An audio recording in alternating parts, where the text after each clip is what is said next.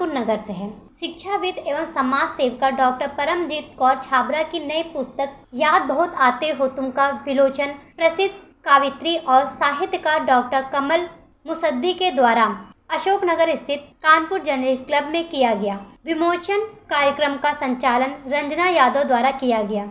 पुस्तक डॉक्टर परमजीत कौर छाबड़ा ने अपने पिता सरदार जोगिंदर सिंह की स्मृति में लिखी है। पुस्तक में पिता और पुत्री के अद्भुत प्रेम के उद्गारों का गजब का वर्णन है।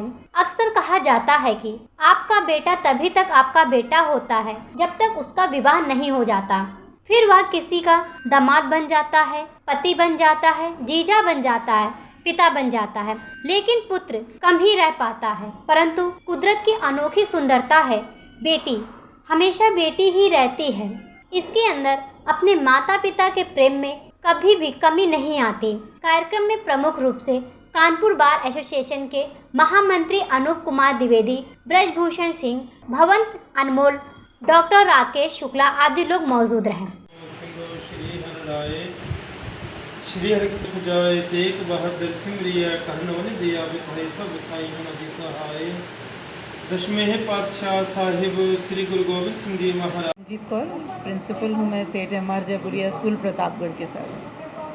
तो फिर लेकिन आप यहाँ पर क्यों विमोचन कर रहे हैं? आपको प्रतापगढ़ रहती है? क्योंकि मेरी पैदाइश यहाँ की है, मेरा जन्म स्थान है ये, और मेरे मम्मी पापा यहीं पे रहते हैं, मेरी फैमिली यहाँ पे है, और मैं अपनी पापा की यादों को इस किताब में संजोना चाहती थी हमेशा से, जब से वो गए हैं इस दुनिया से।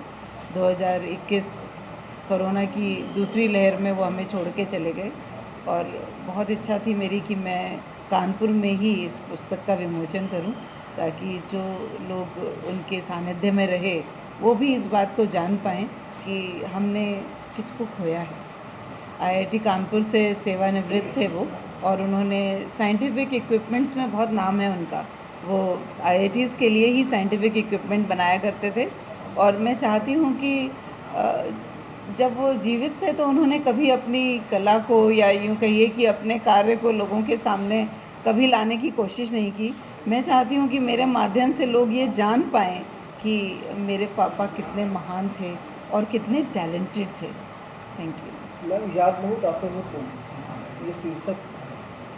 ये शीर्षक कुछ इस तरह से मान के चलिए कि मैं मम्मी की नज़रों से देखती हूँ जब, तो शायद उनको सबसे ज़्यादा याद आते हैं पापा, क्योंकि मम्मी है, मेरी मम्मी सामने बैठी हैं।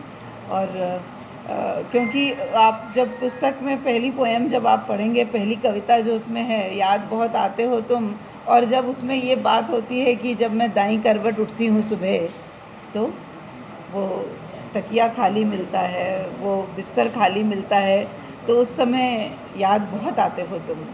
उनके धीमे हल्के कदमों को महसूस करती हूँ जब मैं हर पल, कि जो पिछले कमरे से पहले कमरे तक चलते थे वो शांत स्वभाव में, तो उस समय बहुत याद आते हो। तो ये कविता उन्हीं की तरफ से है, मेरी मम्मी की तरफ से। और याद तो हम सबको आएंगे वो, लेकिन शायद मम्मी को जिस कदर याद आएंगे, 52 इयर्स का साथ उनका बहुत खूबसूरत रहा, तो इसलिए कविता का शीर्षक याद बहुत आते हो तुम। कानपुर से विशाल सैनी की रिपोर्ट, जन कल्याण न्यूज़।